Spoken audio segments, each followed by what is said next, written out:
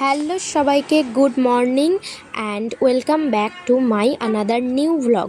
অনেক দিন পর তোমাদের সাথে একটা ভিডিও শেয়ার করছি, কারণ সময়ের অভাবে করা হয়ে ওঠে না।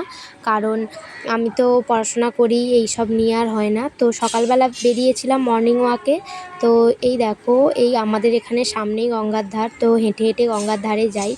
আর এই সকালবেলার দৃশ্যটা তোমাদেরকে না দেখিয়ে থাকতে পারলাম না। এই যে সূর্য ওঠার মুহূর্ত, কি ভালোই না লাগছে। আর এই যে আমি আমার বন্ধুর সঙ্গে হাঁটতে আসি, তো ও খুব হাসছে আমি ভিডিও করছি বলে।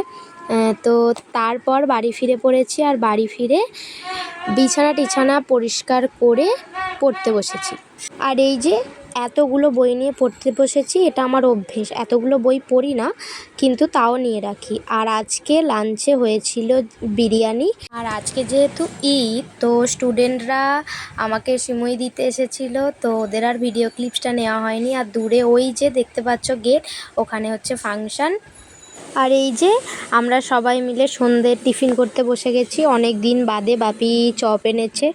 আর তারপরে একটা অনলাইনে আমার ক্লাস ছিল, তো ক্লাসটা কমপ্লিট করার পর আমি আর আমার ছোটো বোন ডান্স প্র্যাকটিস করতে চলে এসেছি।